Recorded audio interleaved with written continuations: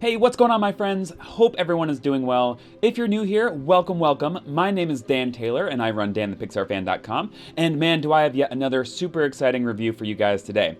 Here we have the brand new, literally just released Pixar WALL-E Stackable Stories set as part of Mattel's ongoing Pixar Minis collection. The Minis line has definitely been slowing down over the last year or so. I honestly thought it was on its way out, so it's amazing to me as an avid collector of this line to finally have something new after many months.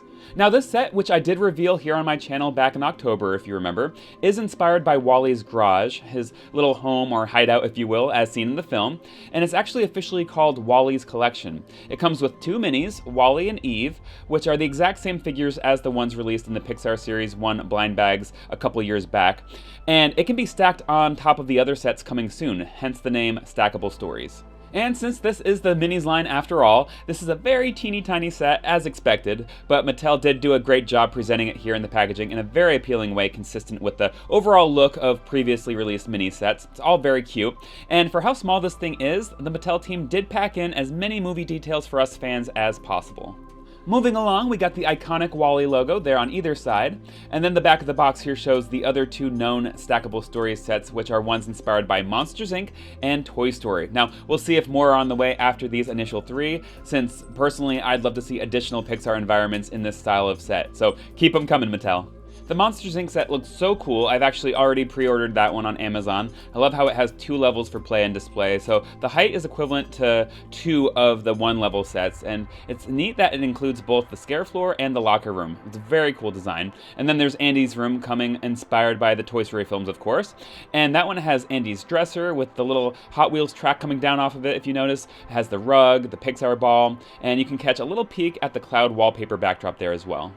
Now, to get this set out, the packaging team made it very easy. There's a perforated area here in the back and here on the bottom, so I'm just going to go ahead and tear into this, and I'll be right back with the set itself loose and in hand. Okay, so here it is, really cute stuff. Again, I love the little movie details like the stack of garbage cubes, the boot with the plant.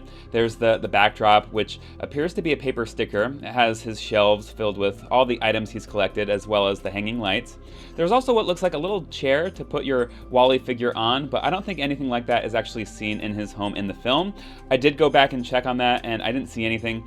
And lastly, we have WALL-E's little by and large cooler there with his tiny cockroach friend Hal on top. And unlike I originally thought when I first saw the photos of this, none of the items are actually removable. They're all just attached to the base, so they aren't technically accessories. All right, let's take a little 360-degree spin to check everything out.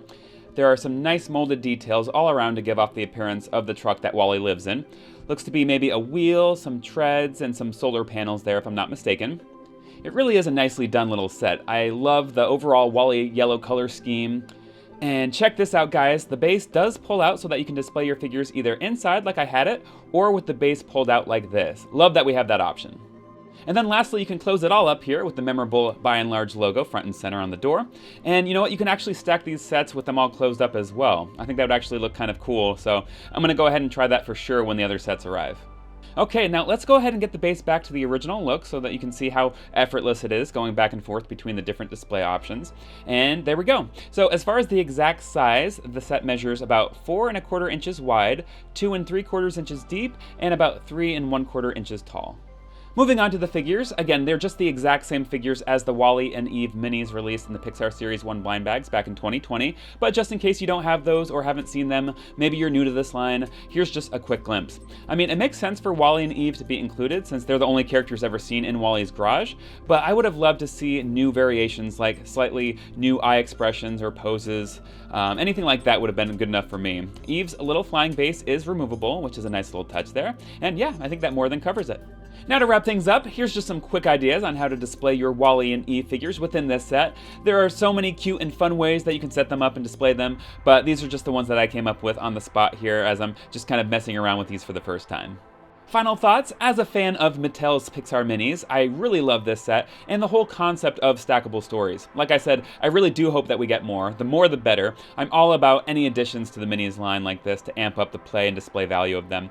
When it comes down to it though, there isn't much play value here at all with this playset, and there really isn't supposed to be. In fact, I wouldn't even classify it as a playset, I'd call it a display set.